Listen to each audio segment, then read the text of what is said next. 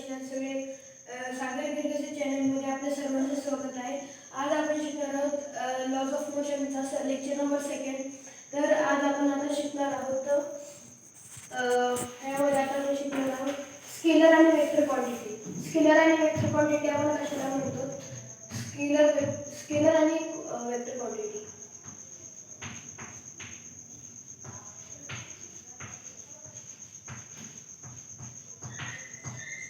Scalar आणि vector quantity. Scalar quantity म्हणजे काय?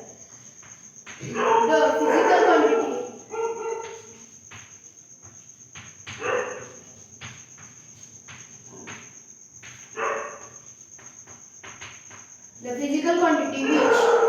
which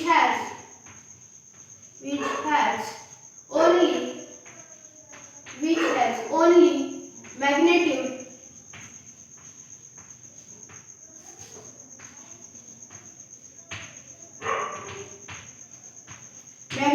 and not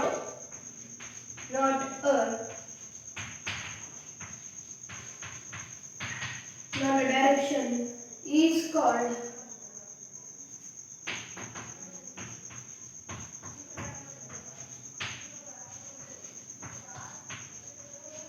scalar.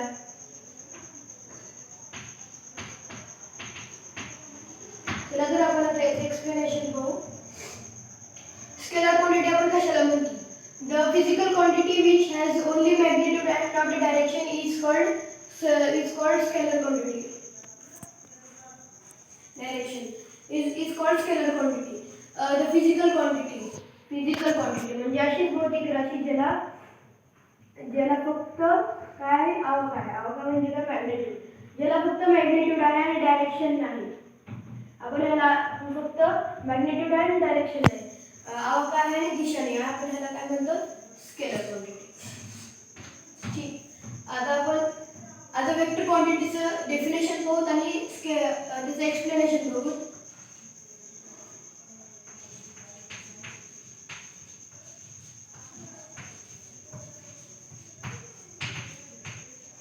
Vector quantity कशाला म्हणतात? The physical quantity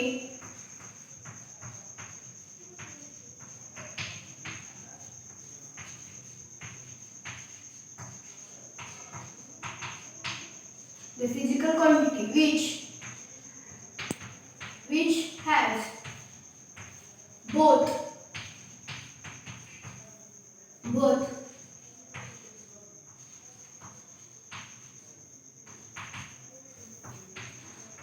magnitude and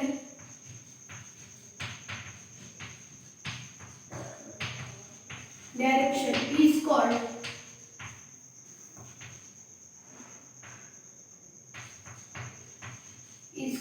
vector quantity.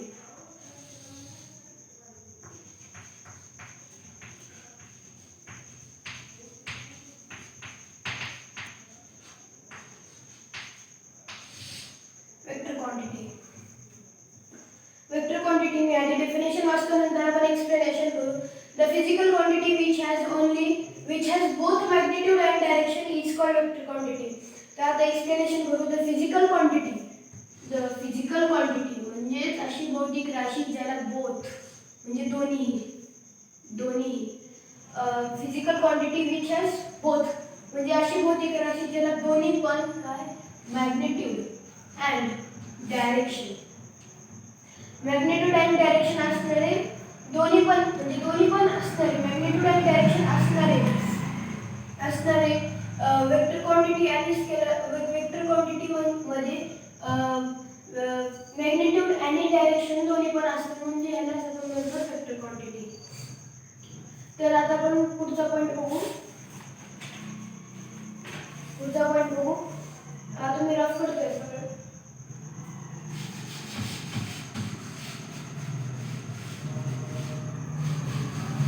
आता आपण बघणार आहोत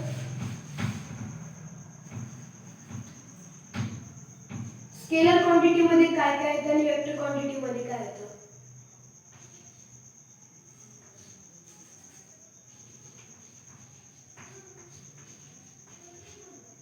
स्केलर मध्ये काय येतं आणि वेक्टर मध्ये काय येतं.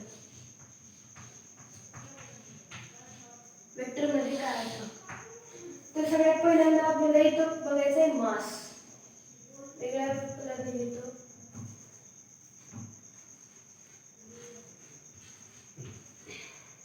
मास. मास का? कारण की मास आपण असंच सांगतो की ह्या डायरेक्ट म्हणजे आता आपण सध्या इथं सांगतो की इथं 37 किलो आहे. आपण असं सांगितलं नॉर्थमध्ये 37 किलो, साऊथमध्ये 37 किलो, ईस्ट वेस्टमध्ये 37 किलो असं सांगत डायरेक्शन सांगत नाही, फक्त म्हणतो 37 किलो. म्हणून आपण स्केलर क्वांटिटीमध्ये मास येतं. आणि वेक्टर क्वांटिटीमध्ये काय आहे? वेक्टर क्वांटिटीमध्ये ते डिस्प्लेसमेंट.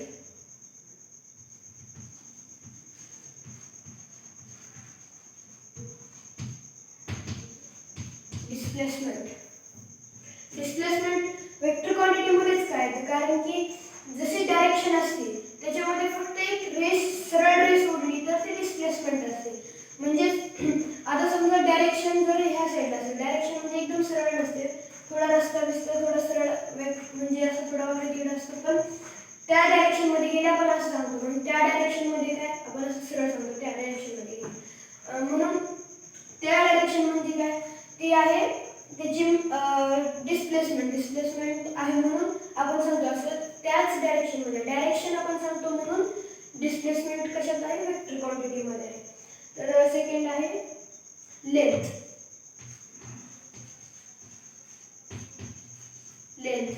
लांबी. आपण असं सांगतो की लांबी एवढं आपण इथं सांगू शकतो की असं इथवर लांबी आपण असं सांगत नाही नॉर्थमध्ये एवढी लांबी होती, त्याच्यामध्ये दिशा सांगत नाहीत आपण लांबी सांगताना. म्हणून लांबी स्केलर क्वांटिटीमध्ये येते.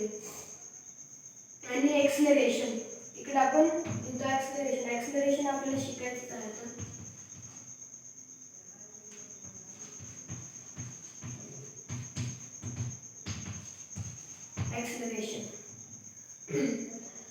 एक्सलरेशन आपल्याला शिकायचंच आहे.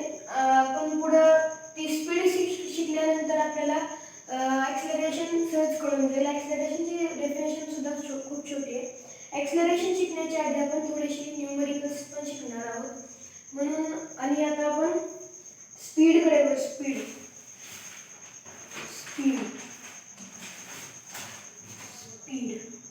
मी हा पॉईंट असाच राहू देतो आणि नंतर स्पीड शिकवल्यानंतर तुम्ही सांगायचं स्पीड स्केलरमध्ये येते की वेक्टरमध्ये येते. तर आधी तुम्ही पॉईंट टाकतो speed.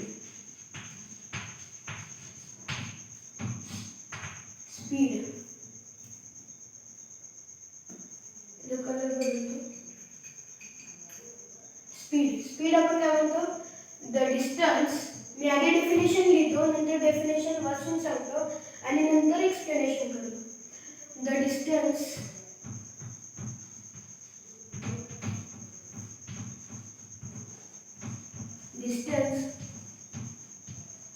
covered by an body किंवा ऑब्जेक्ट दोन्ही लिहिलं तरी चालते, दोन्हीपैकी एक लिहिलं तरी चालते. Object. The distance covered by an object in a unit time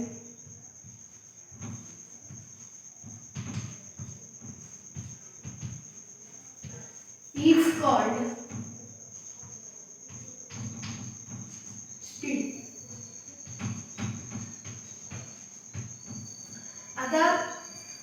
आता एक ऑब्जेक्ट आहे, समजा एक ऑब्जेक्ट आहे.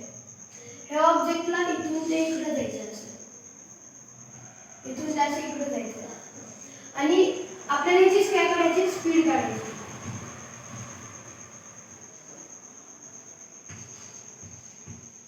आपल्याला काय करायची? स्पीड काढायची. आता स्पीडसाठी मी फॉर्म्युला पुढे तुम्हाला सांगणार आहे. आता ही एक आहे ऑब्जेक्ट, हे आहे ऑब्जेक्ट. आता याला पुढे जाण्यासाठी काहीतरी फोर्स लागेल, बरोबर? आता फोर्स दिल्यानंतर फोर्सची गोष्ट वेगळी झाली. आता आपल्याला distance covered by object during in a unit time, म्हणजे ह्याला इथून ते इथवर जाण्यासाठी जेवढा वेळ लागलाय, टाइम रिक्वायर्ड, टाइम जेवढा लागलाय त्याला जेवढा टाइम लागला त्याला आपण काय म्हणतो? स्पीड. डेफिनेशन मध्ये जसं आहे आहे तसं मी तुम्हाला एक्सप्लेन करायचा प्रयत्न केला आहे. तर आता मी तुम्हाला याचा SI युनिट आणि फॉर्म्युला सांगतो. SI युनिट आणि फॉर्म्युला सांगतो. आधी आपण याचा SI युनिट पाहू.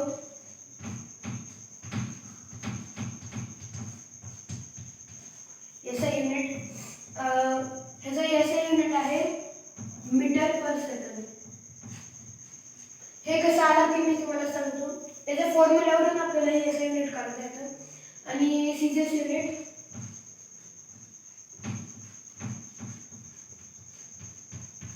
Centimetre per second. Centimetre per second. तर आपण आता याचं लगेच फॉर्म्युला बघू. Speed is equal to total distance covered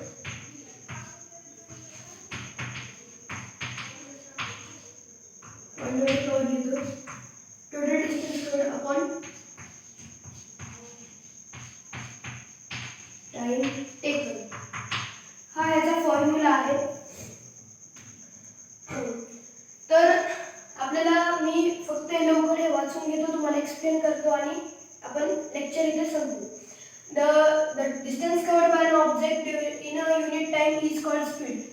जेवढा वेळ लागतो डिस्टन्स कव्हर करायला त्याला आपण स्पीड म्हणतो. स्पीडचा SI युनिट आहे मीटर पर सेकंड, सीजीएस युनिट आहे सेंटीमीटर पर सेकंड आणि स्पीडचा फॉर्म्युला आहे total distance covered upon total time taken. आणि आपण आता पुढच्या लेक्चरमध्ये लेक्चर नंबर 3 मध्ये आपण ह्याच्यावरचे आपण न्यूमेरिकल्स बघणार आहोत. तर आपण लॉज ऑफ मोशनचा लेक्चर नंबर 3 आपण इथं संपवणार आहोत. तर आपल्या तुम्ही जर लेक्चर नंबर 1 बघितला नसेल तर आपल्या चॅनलवर लेक्चर नंबर 1 आहे. आणि आपण आता इथं हा पॉईंट एंड केलेला आहे. आणि धन्यवाद. लाईक शेअर सबस्क्राईब करा.